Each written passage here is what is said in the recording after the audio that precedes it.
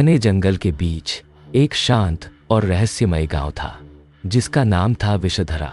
यह गांव अपने रहस्यमय इतिहास और अजीबोगरीब परंपराओं के लिए दूर दूर तक मशहूर था।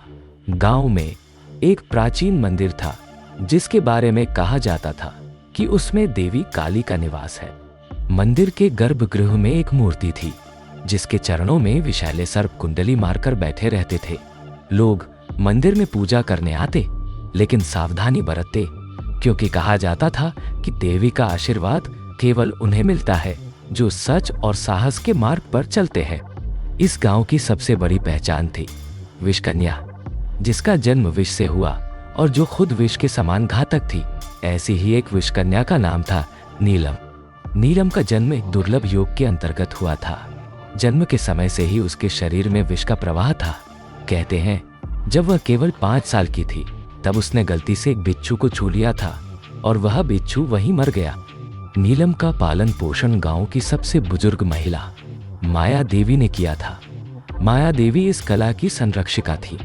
वह नीलम को विष का सही उपयोग करना सिखाती थी, किसे बचाना है, किसे मारना है और कैसे अपनी ताकत को छिपा कर रखना है। नीलम को सिखाया गया कि उसकी ताकत का उपयोग केवल अत्याचारियों और दुष्टों के खिलाफ करना है। नीलम के लिए अपनी जिंदगी साधारण नहीं थी। गांव के लोग उससे डरते थे। बच्चे उसके पास आने से कतराते थे। उसकी सुंदरता और रहस्यमय आभा उससे और अलग बनाती थी।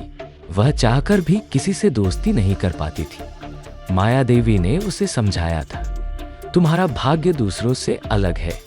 विष तुम्हारा शाप नहीं, तुम्हारा वरदान है। एक दिन आएगा जब तुम्हारी ताकत का सही इस्तेमाल होगा। एक दिन गांव में खबर फैली कि पड़ोसी राज्य के सेनापति रणवीर सिंह ने निर्दोष लोगों पर अत्याचार करना शुरू कर दिया है। उसकी सेना गांवों को लूटती, औरतों का अपमान करती और बच्चों को गुलाम बनाती। राजा के पास उसे रोकने का कोई उपाय नहीं था। यह सुनकर नीलम का खून खौल उठा। वह माया देवी के पास गई और बोली, माँ, अब समय आ गया है, मैं रणवीर सिंह को रोकूंगी। माया देवी ने उसे सावधान किया, रणवीर सिंह चालाक और निर्दयी है, लेकिन तुम्हारे पास जो ताकत है वह उसे हराने के लिए काफी है। याद रखना, तुम्हें अपनी पहचान छिपानी होगी और योजना के अनुसार काम करना होगा। नीलम ने एक साधारण ग्रामीण लड़की का रूप धारण किया और रणवीर सिंह के शिविर में पहुंची। वह अपनी मधुर आवाज और सुंदरता से रणवीर सिंह का ध्यान आकर्षित करने में सफल रही। रणवीर सिंह उसकी सुंदरता पर मोहित हो गया और उसे अपनी सभा में स्थान दिया। धीरे धीरे नीलम ने उसकी कमजोरियों को समझा। उसने देखा कि रणवीर सिंह अहंकारी था और अपनी जीत का दिखावा करने में विश्वास रखता था। उसने रणवीर सिंह को अपनी बातों में फंसाया और उसे अपनी ताकत पर भरोसा करने के लिए मजबूर कर दिया। एक दिन रणवीर सिंह ने नीलम को अपने साथ भोजन करने का निमंत्रण दिया। नीलम जानती थी कि यह उसका सही समय था। उसने अपने गहनों में एक विषैला द्रव्य छुपा रखा था।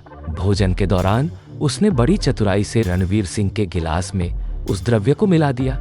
रणवीर सिंह ने जैसे ही गिलास से पानी पिया, वह अजीबोगरीब तरीके से कांपने लगा। उसके सैनिक उसकी ओर दौड़े, लेकिन तब तक बहुत देर हो चुकी थी। रणवीर सिंह का शरीर नीला पड़ने लगा। उसकी आंखों में भय और पछतावे का साया था। वह चीखते हुए बोला, तुम कौन हो?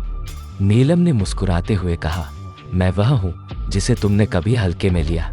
मैं वह हूँ जो निर्दोषों की रक्षक है। मैं विषकन्या हूँ। रणवीर सिंह वहीं दम तोड़ दिया। नीलम ने अपने मिशन को पूरा किया और चुपचाप गांव लौट आई।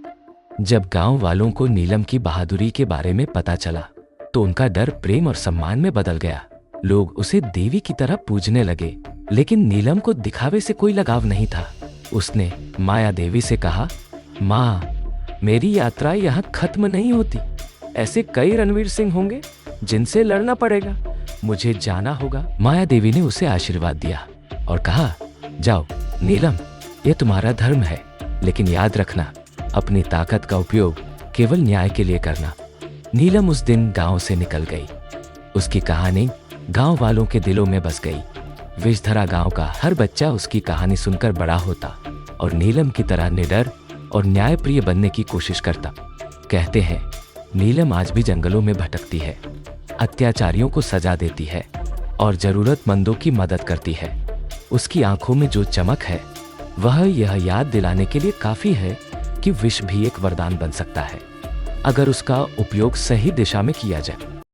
अगर आपको ये वीडियो पसंद आया हो तो कृपया लाइक करें, अपने दोस्तों के साथ शेयर करें और हमारे चैनल को सब्सक्राइब करना न भूलें। आपके समर्थन से हमें और भी बेहतर कंटेंट बनाने की प्रेरणा मिलती है। धन्यवाद।